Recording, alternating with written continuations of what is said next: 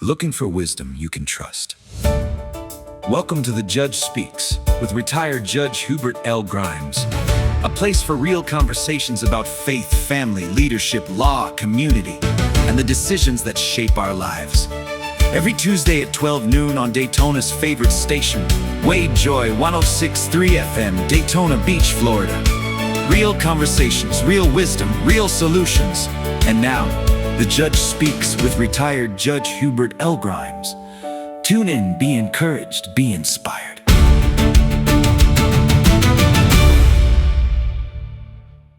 The words of my mouth be acceptable in your sight.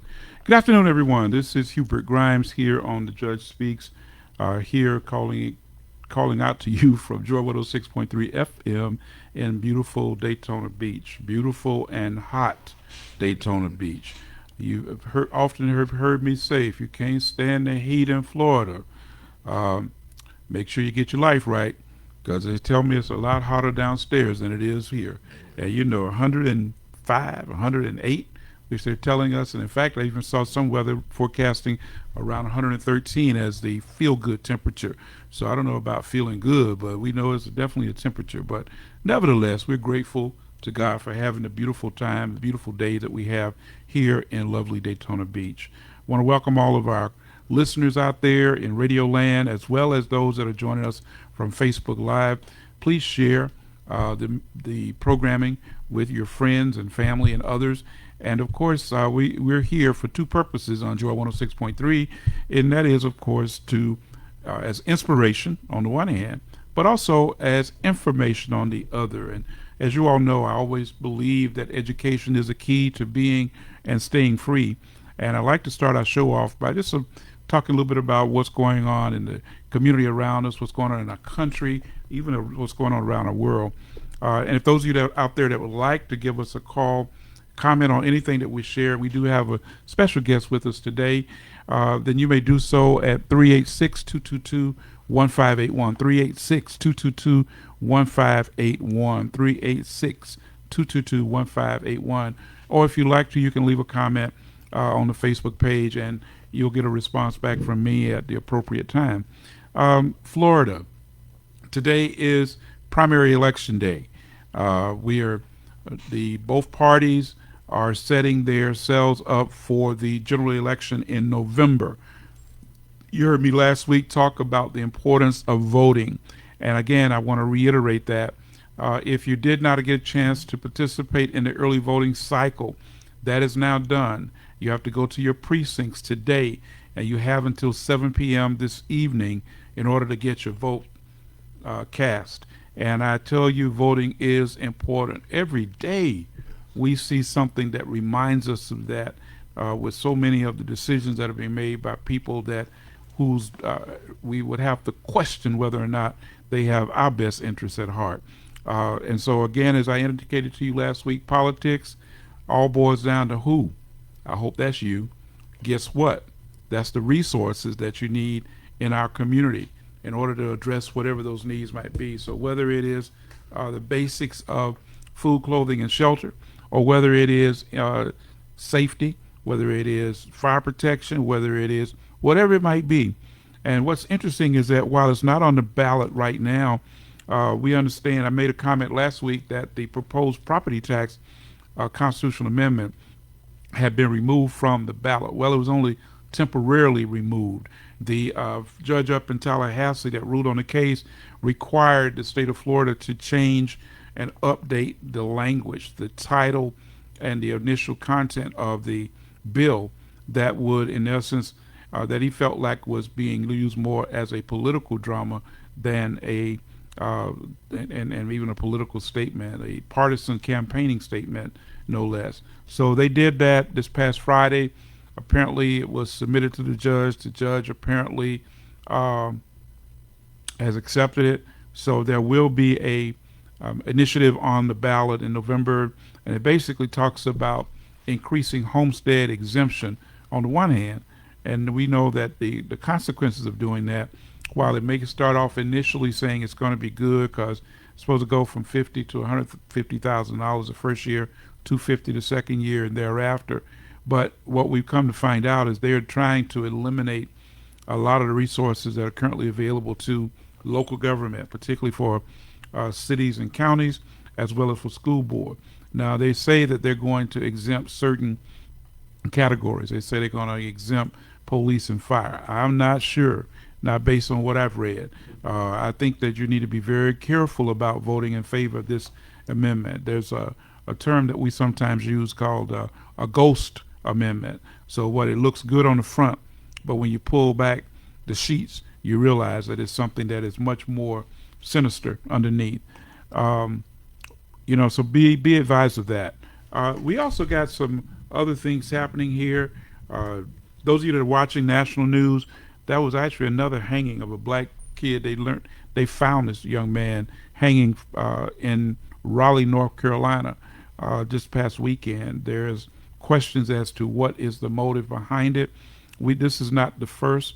We talked about that a little bit last week, that the numbers of black kids, I believe we have identified, I believe the number was last reported as around 70 hangings in this 21st century that have occurred, many of which have gone unresolved. They say that it's because the person committed suicide. We're not fully convinced of that, which is why you need to stay woke.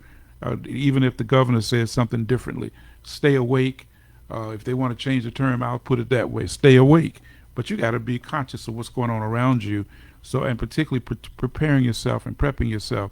There was a black woman that was reported on that happened she went from New York all the way out to visit a friend in Las Vegas, and supposedly left to go to the drugstore, never came back, and now she's been missing for several days, and they have put out all kind of efforts at trying to find her.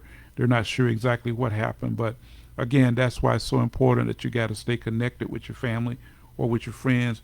Don't go anywhere by yourself, because without somebody knowing where you're going, and because that again is something that we just got to be conscious of. On the national scene, we see that our president is still doing his thing, even if what he's doing, it doesn't seem to be right for the rest of us.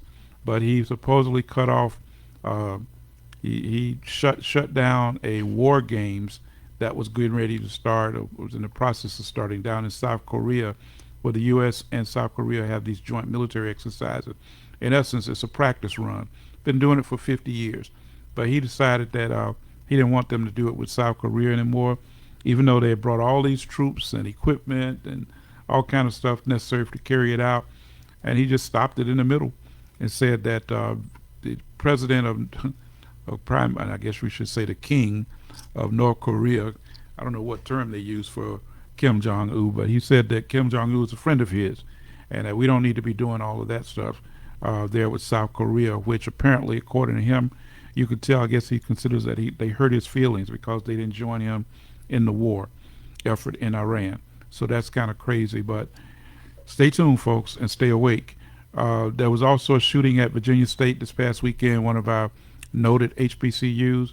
Apparently these were people from off campus that came onto the campus. Fortunately, I don't think anyone died. There were some serious injuries that came about. They did arrest the shooter. He was hiding in a dorm room. And so again, just a matter of us being conscious, stay awake. Welcome back to all the students who have returned to college, those particularly at Bethune, Embry-Riddle, Daytona State, Stetson, all of you that are coming back. We're so glad that you are. But again, I want to tell you, as your classes are beginning, your new year is beginning, stay awake, stay conscious of your surroundings, stay conscious of the things going on, and don't put yourself in a perilous situation. So make sure you let somebody know where you're going. Don't go off with people you don't know. I mean, there's just so many just common sense things that we need to be conscious of, and I pray that you will find that to be true. Again, on the national scene,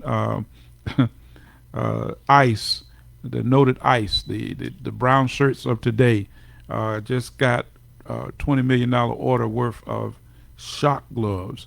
Now, these things are designed that these folks can put them on their hands, and it's just like a stun gun.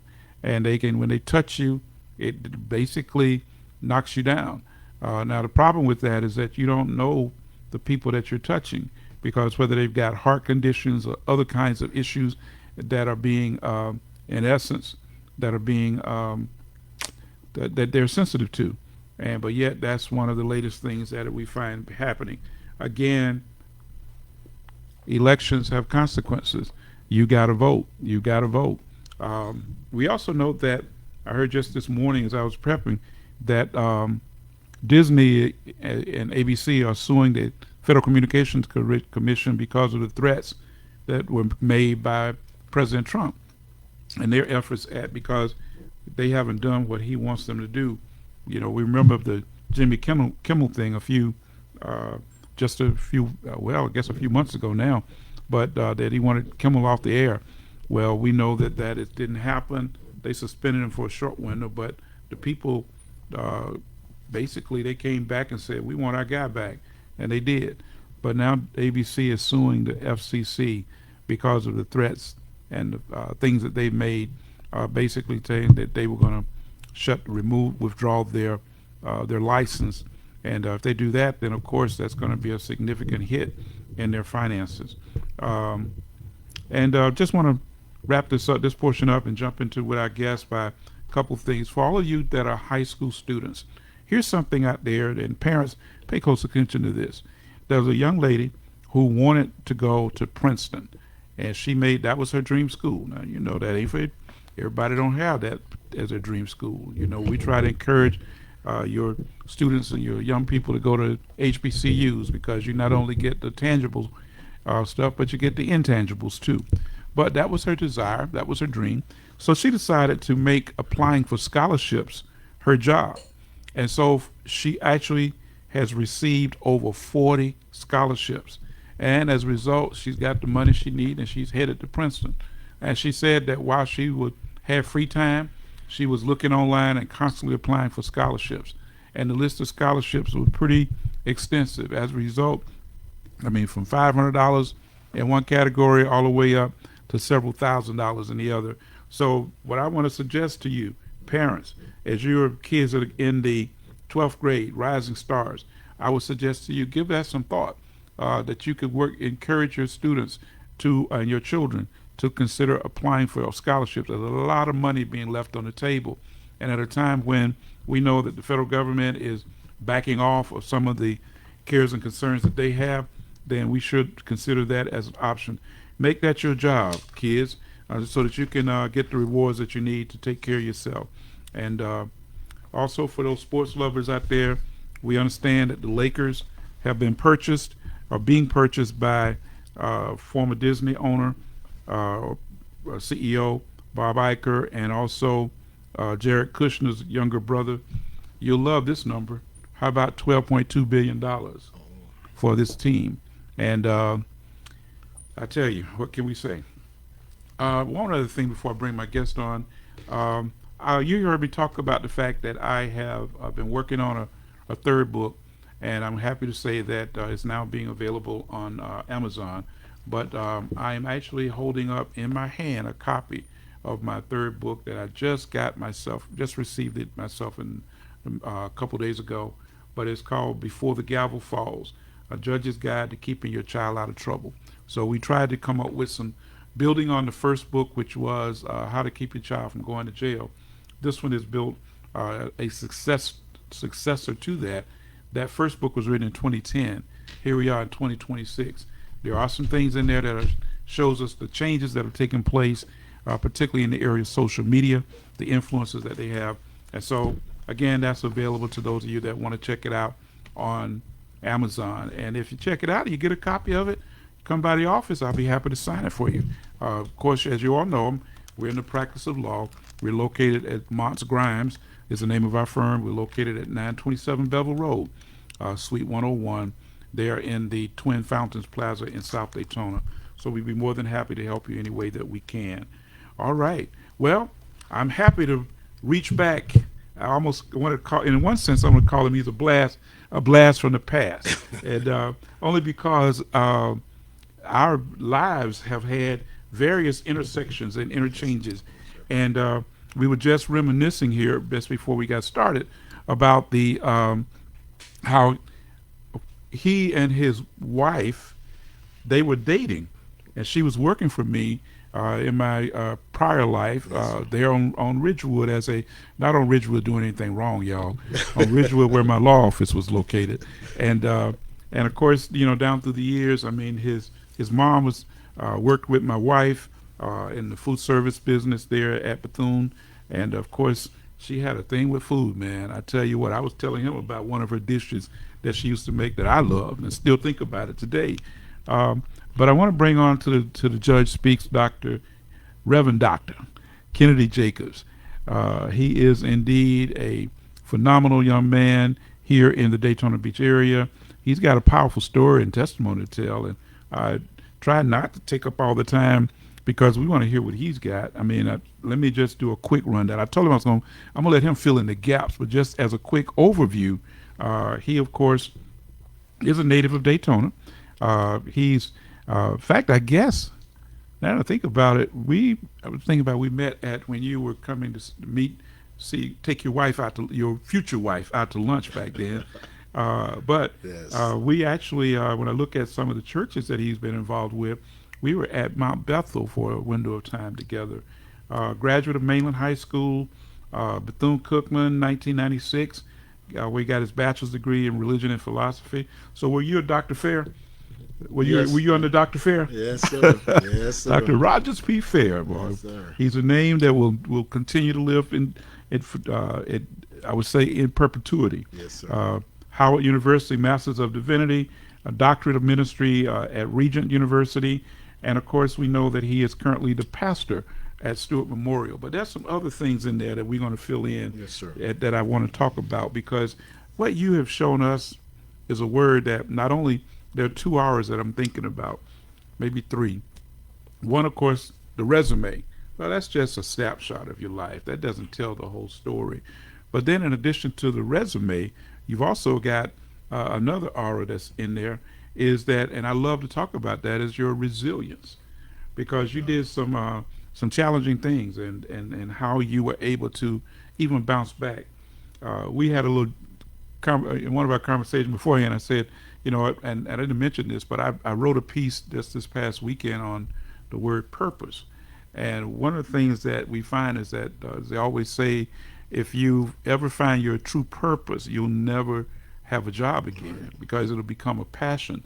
But I was saying to him, I said, boy, it sure would be nice if God would send us an email and tell us this is your purpose, and let you go at it. But apparently he hasn't seen fit to do that, so he lets us go out here, and we got to sometimes beat our heads against some brick walls, but that's where the resilience come in. But talk to us. Tell us all about your life story and your family and the things that you're doing these days. Well, first of all, Judge Grimes, let me say thank you for the opportunity and for being here with you in this broadcast. And first of all, to reignite a relationship that many years ago, where I did meet my wife. She was working for Judge Grimes, and what a wonderful blessing that I received just by the fact that I met a beautiful woman 41 years later that we still celebrate. So that's Judge great. Grimes, you brought back some great memories as a young man. That's great. Let me say to all of our listeners today that I'm so humble, first of all, to still be in God's service. Sometimes faith would take us in journeys that we cannot explain. I am the 9th child of 11 children. I have an identical twin brother, for those of you who remember us back in the day at the Gavel Walk and all of those wonderful things. And so, but a wonderful family I was reared in, and my mother and father, wonderful people and love God. My mother and father separated when I was at a young age, and therefore my mother migrated here to Daytona Beach when I was about 2 years old, maybe 3. And we just simply matriculated through this community. There were leaders in this community that cared about my mom and the 9 boys at that time she was raising, then had 2 other children. And but the community, they loved us. They loved our parents. We had a great church family back then. We were raised and reared in Allen Chapel, where they were loving people who not only mentored you, but simply loved you and encouraged you. And I pray today that our churches can continue to do that, because it impacted my life in such a way that it was just unbelievable. And then after finding my wife at Mount Bethel, we prayed about where should we worship. So we went to Allen Chapel 2 Sundays, Judge. We went to Mount Bethel 2 Sundays, and we did that for a while until God spoke to us to say which church to really finally commit to. So we did to Mount Bethel. I was licensed and ordained at Mount Bethel at that time. Served under the late Reverend Dr. Claude Ingram, which was, as those of you know, a theologian, an educator as well. And so I had the opportunity to sit up under his tutelage for some time.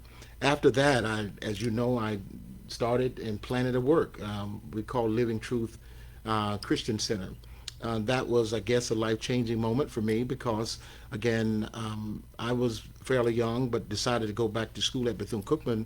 I went into the military. I started at Bethune-Cookman. Let me first say this. Started at Bethune-Cookman in 1981.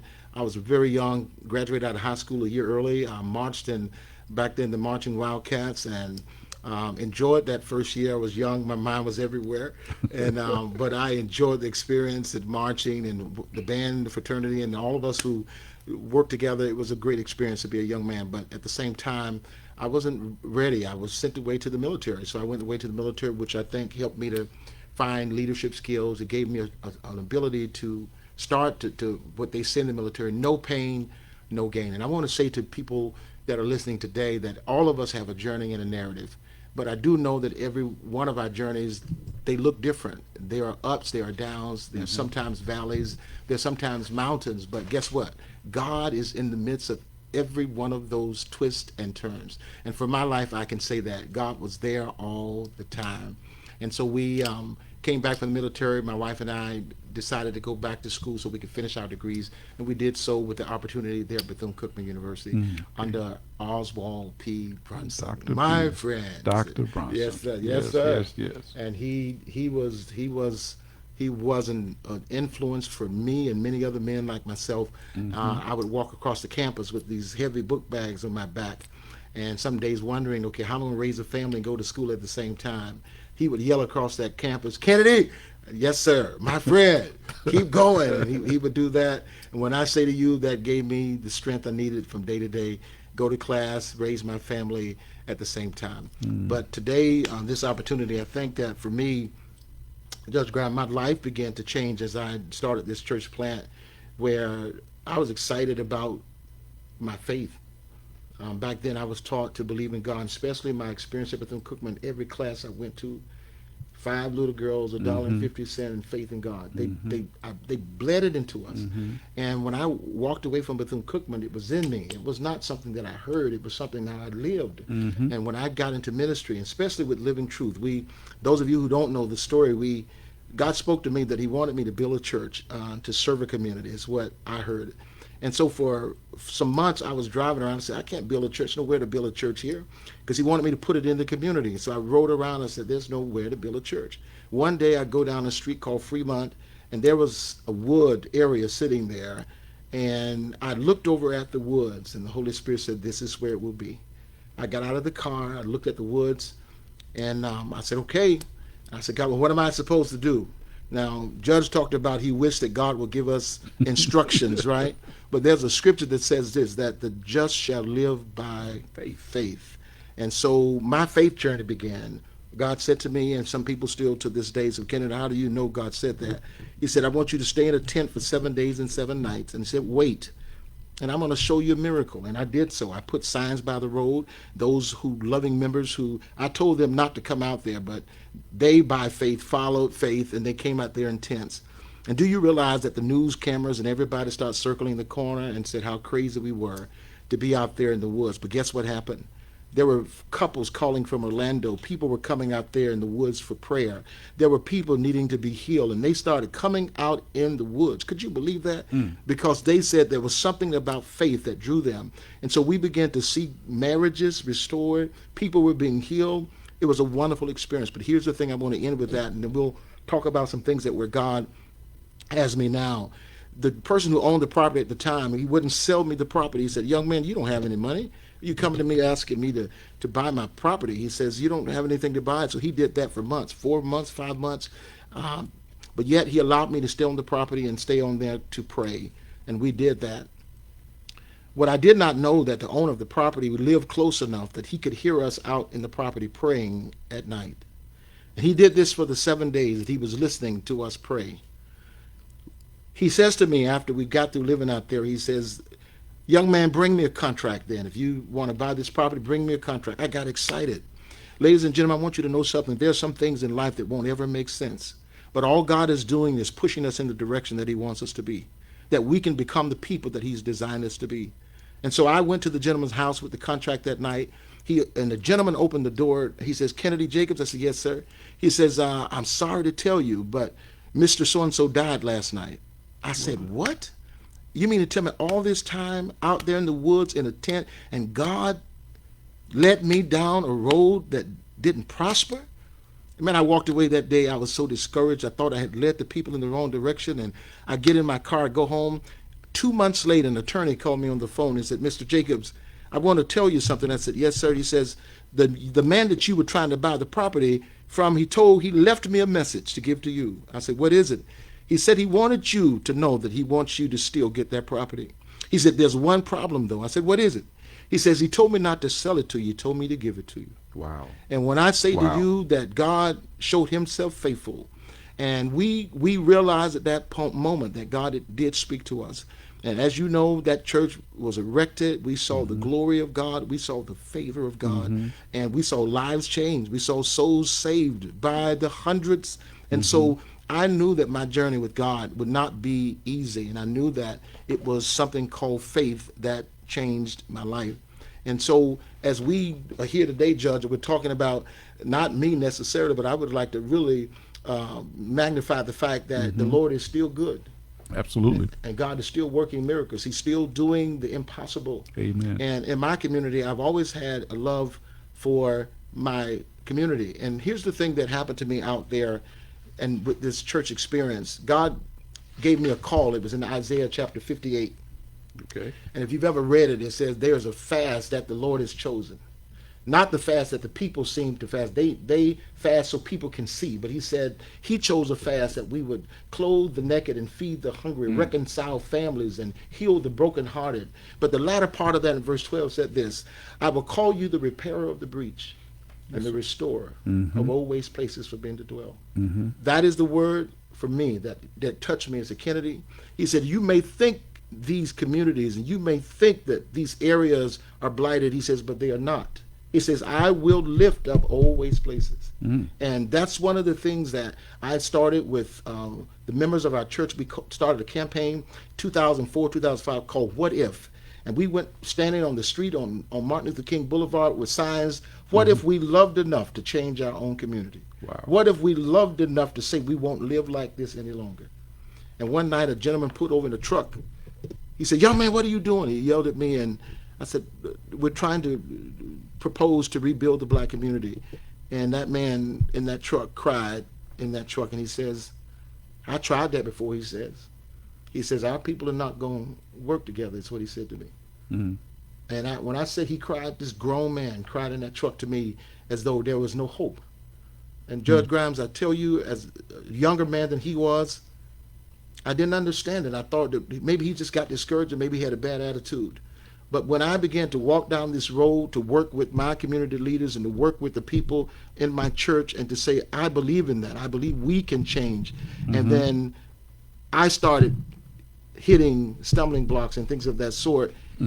That man's words came back to me where I knew now his frustration. His frustration wasn't that it couldn't be done. His frustration was I can't see how it's going to be done. Wow.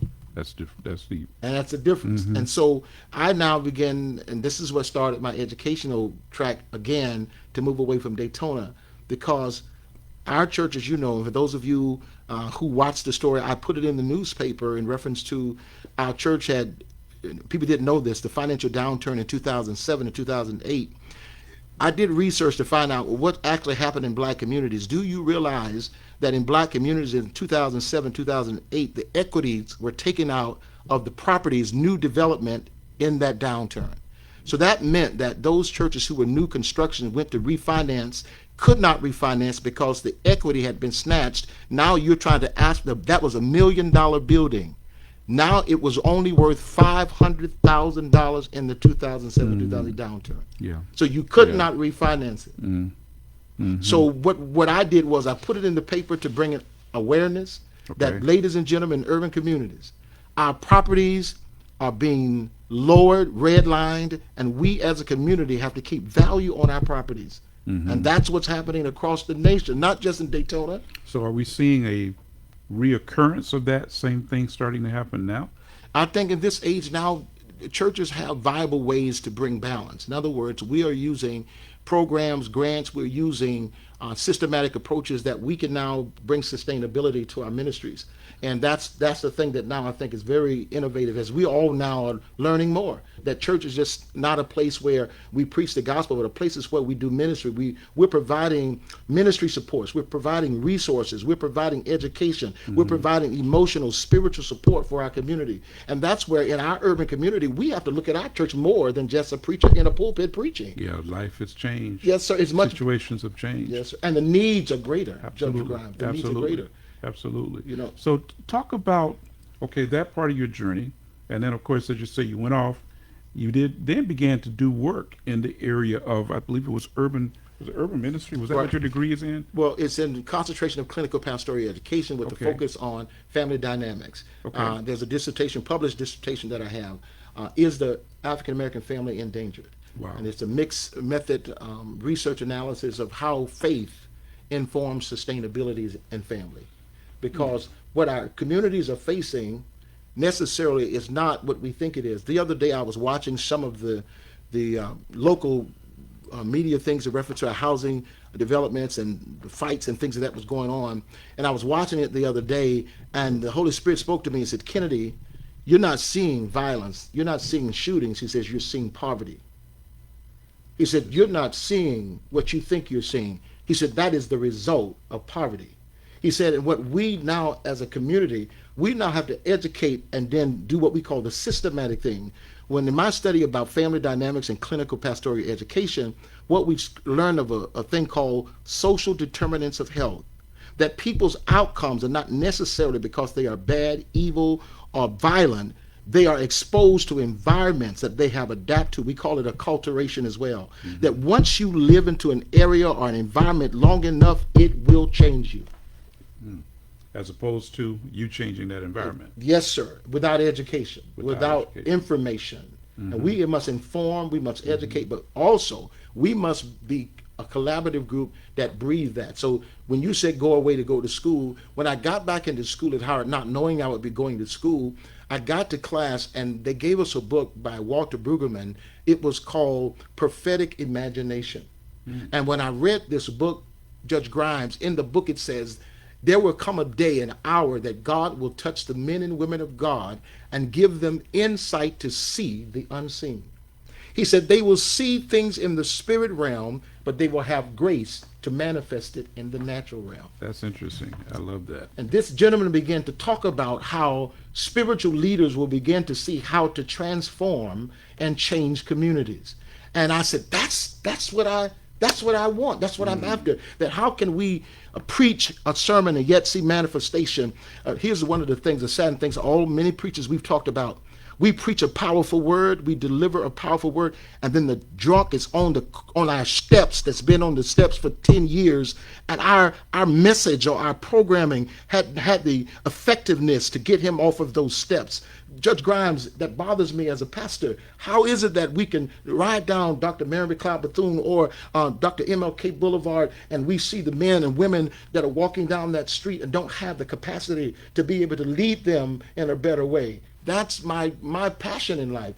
I'm not here to make my name known. I'm here to make his name known. Okay. And that name we're talking about is Jesus. Yes, sir. And we make that name known, we're able to then what? To lead others to him. And then we say to God, be the glory for what God is going to do. But I want to give you a chance where we're now saying, how do we impact it? I'm only one of God's beloved. And I want to say this before we go to a break. There was a prophet in the Bible that told God that I'm the only one left. So he thought. So he thought, I'm the only one left. But here's the thing about that passage, Judge.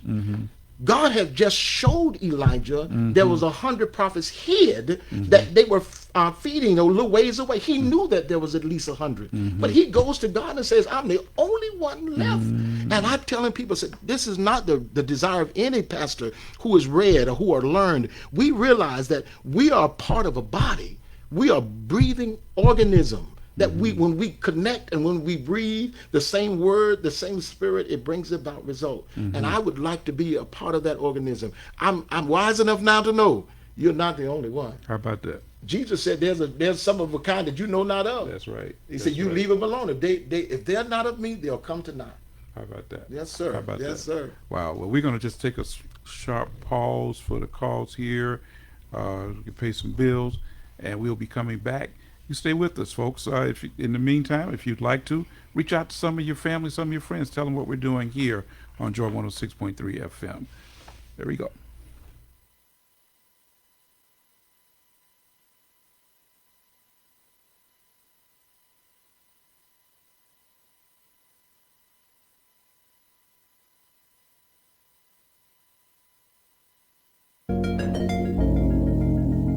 Tune in to Daytona Beach Radio with your host, Donna Gray Banks.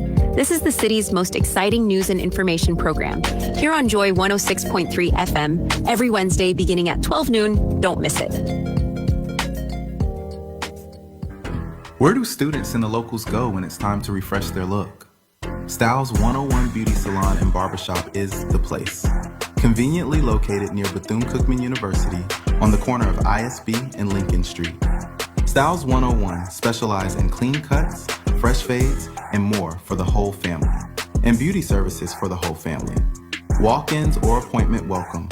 705 West International Speedway Boulevard is the address. 386-265-5257 is their number.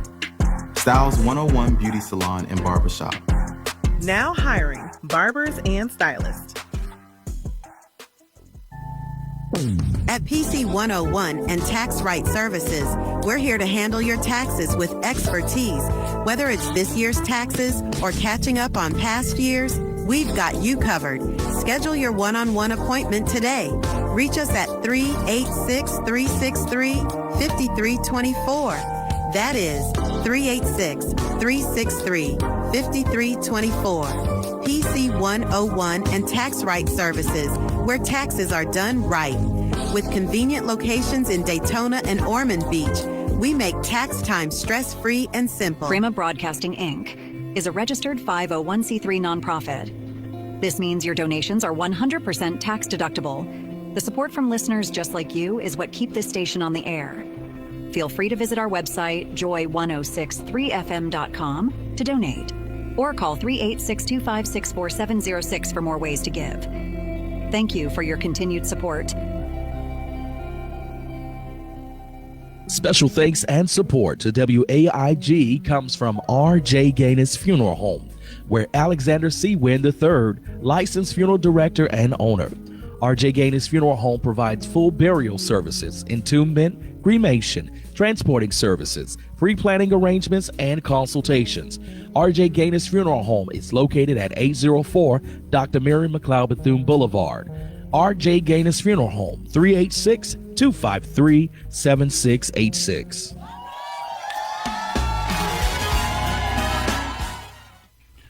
Okay, welcome back. You're here on The Judge Speaks. We have a very special guest with us here today, Reverend Dr. Kennedy Jacobs. And of course, some people might wonder why pastors have those double titles, Reverend and a Doctor. But it generally signifies the fact that not only you're in ministry, but you also have an earned doctorate. Yes, sir. You know, it's not honorary, but it's an earned. Yes, sir. You put in the time. You got your head beat up, like all the rest of us that had to go through these Yes, doctoral sir. programs.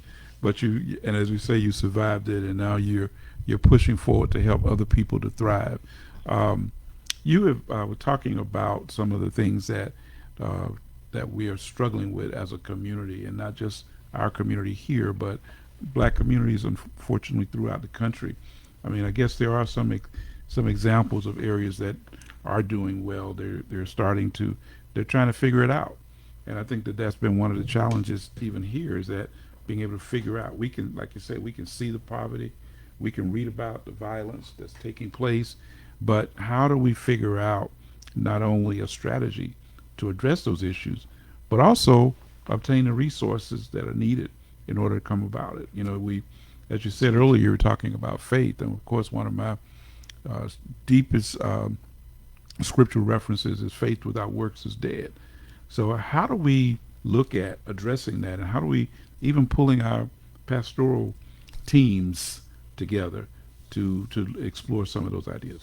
I think that's a great question. I want to, first of all, I want to thank even where I'm serving now with a wonderful group of people, Stewart Memorial United Methodist Church, and how I've ended there and how did I land there. And I think it has all to do with what you're saying about now, that in seasons and times and in purpose that God places us in a place. I looked at some of the leaders in that particular ministry before me, predecessors, and there's some big shoes to fill.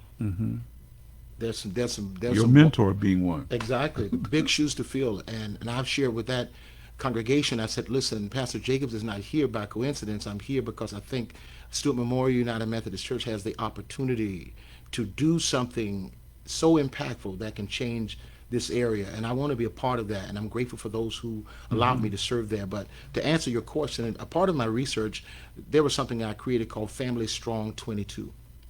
I said, what if our world is still in existence in the year 2200?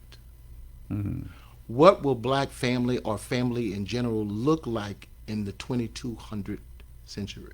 Okay. We are living as though God may come tomorrow, but if he does not come tomorrow, what does family dynamics look like Okay. 100 years from now? Okay. Okay. And so you said, what is the practical ways and tools? And so this is where the clinical pastoral education track that I took, and my doctoral degree is a concentration in clinical pastoral education. That is a tool of how we process grief, loss, trauma, and life experiences. During the research, Judge Grimes, we found out that people of color, brown people on the margins, have faced trauma throughout centuries, but have never processed it as a people. And that means that we have gone through loss, we have gone through degradation, we have gone through racism, we have gone through civil rights era, Jim Crow eras. Where was the processing where we processed that as a people?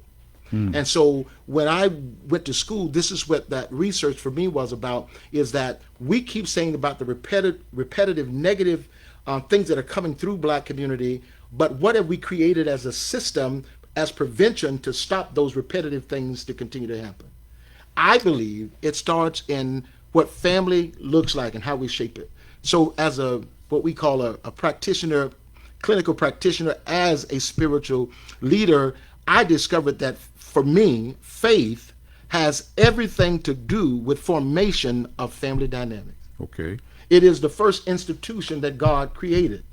He created male and female, created he them. Right. Then he said to Adam, from your rib I will take a woman to be with you, to create this institution of family. And what I believe is that family is the only sustainability of humanity in the world.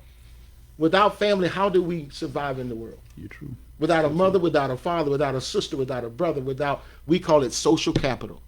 Social capital in my days, when I was a child, I was born in the early 60s, that social capital was I could go to Big Mama house, Grandmama house, daddy, mama, aunties. We had cousins. We knew all of them. We are now leading families and communities where people don't even know their mothers or fathers. We never thought we would live in that day that a child has never met his mother or his father. And he cannot go to grandmother's house because he has never met his grandmother. Wow. Wow. So when you talk about how do we shift this and how do we change it, I do think we change it through systems and systematic ways. Here's some things that I would like to share briefly that has helped me. My work came not only to look at the family dynamics, but how can we give families education. So I created something once arriving back in what we call local community. I created an organization called the African American Family Institute. Stewart Memorial United Methodist Church has partnered with that organization that we house parent cafes at Stewart Memorial every Tuesday and Thursday, second Tuesday and on the fourth Thursday, I believe it is. And we give education about what they call protective factors. I do personal classes in reference to family dynamics. How do you cope with stress, loss, and grief? Okay. And we have had families coming now for 2 years, and it has really been impactful. We have made partnerships with several other local churches, St. Timothy's at one point, New Heart Christian Center with Bishop Butts, also Bethune-Cookman University and the WIN program. There were 4 or 5 of us that started this collaborative effort of touching families. Mm-hmm. And I found out that it not only has worked, it has been very, very effective. So that was one thing that we did to try to put system into place. The second thing, and Judge, you're aware of this, is that I looked into the community to say, how can we create a comprehensive plan to say we are physically building capacity, not only in people, but in the environment of the people. That's what the Urban Chamber was all about. That to say we need a constituency of business owners, of business leaders who have now sat together to say this is the long-term goal and objectives of the urban sector, the urban community. In our other areas and communities, they have a 50-year, in some cases, a 100-year plan right now. Mm-hmm. We as a constituency, Judge, our 40-year plan or even a 10-year plan. And that's what we are trying to work together with community to help do. And so I've even heard that China as a country, that they don't plan for 4 years as we do with our one presidential term, but they're actually planning for 100 years out. Yes, sir. It's sort of equivalent to what you're saying about where will we be at 100 years from now. Yes, sir. And if there are things that we can do, now maybe neither you nor I may be on the planet, but unless God gives us extended grace, but yes, sir. But it doesn't mean that we can't have the impact of the work that we're doing now continue forward. And when I think about that, you made me think about when I was a young lawyer. The reason I came to Daytona Beach was on a fellowship with legal services, and one of the projects I worked on was Central Florida Community Development Corporation. Mm-hmm. Now I laid the foundation, but as God would have it, I got elected to the bench, and so I served my time on the bench, a total of over 25 years. Yes, but then Central Florida Community Development Corporation continued to unfold through the works of Gerald Chester. I remember that. And with Gerald has been able to build over, I think the number last I heard was over 400 homes between Volusia and Volusia and Brevard counties. Okay. And now just recently they finished a health center up in St. Johns County. All right. Now, so the evolution of that work, where one is called upon to build a foundation, but it'll be taken, I think we see that represented in the scriptures, but another comes along. I think what they say, one Apollos, worth, one planet, but God gives the increase. Yes, sir. And so what you're saying is that we have to recognize that each one of us runs a leg of the race. Yes, sir. And therefore we're able to pass that baton.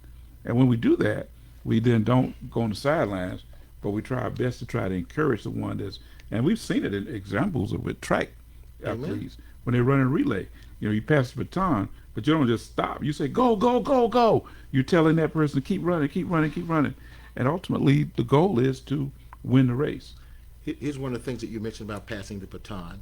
And that's what I think for me. I'm in my almost mid-60s. And I said to myself, if from Judge Grimes, if I take a baton from you and we are now strategizing, developing thoughts with thought leaders, who behind us will we give that baton to?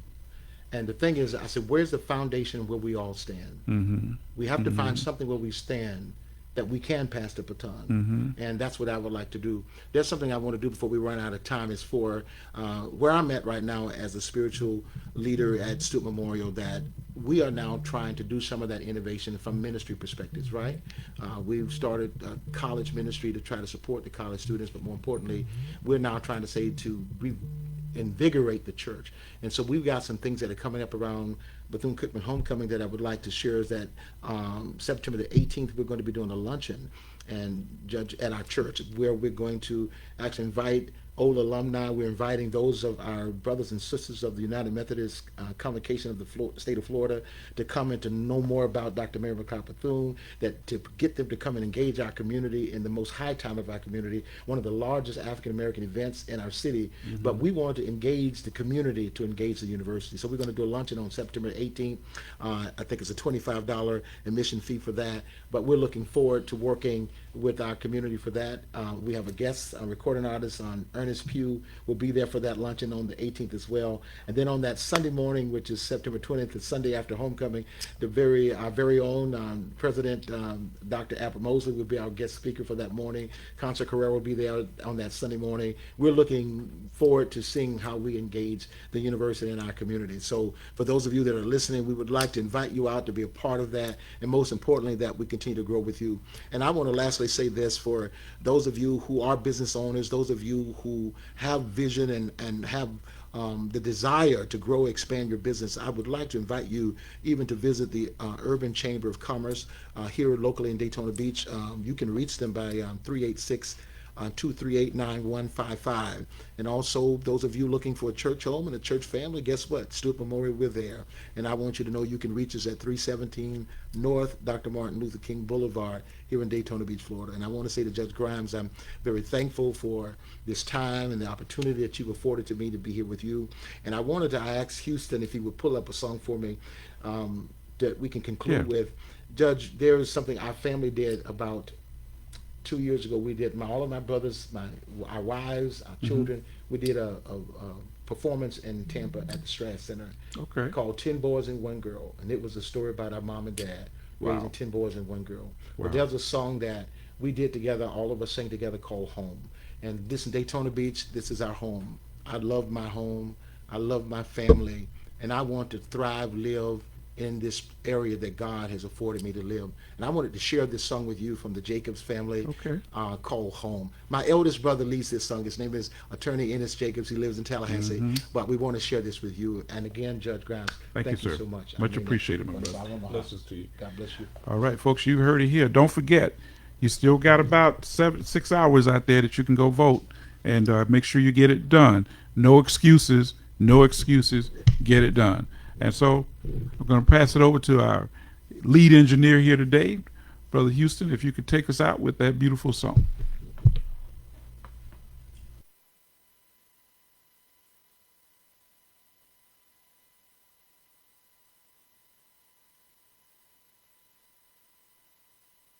What, but I will make it our business to play it on the next round. We give this young man here who is a student at Daytona State and working towards his own degree, and he is our engineer, and he's going to figure that out, and we'll make sure that that's going to be our lead-in song for next week, and we'll make sure you're on the air. God continue. You. This is and in fact, this particular conversation is a continuous conversation, because we've got to figure out what can we do in our community in order to make it. I mean, it may start with small steps, baby steps. It might start with small sections, but Daytona Beach has been a leader in this country through the times of Dr. Bethune. So it should not be anything other than a leader at this time and season in our lives. But we ask y'all, come on out there, step it up, partner, let's get it done. And don't be afraid to pass the baton. All right, this has been Hugh Grimes here on The Judge Speaks. So happy to have you with us today. We look forward to the next time we get together. And folks, tell others about it. And don't forget, check out the book, Before the Gavel Falls, A Judge's Guide to Keeping Your Child Out of Trouble. You'll see it on Amazon. And if you'll help us out with that and spread the word, then we'll be always happy to sign your book wherever we may see you. Till next week, to God be the glory.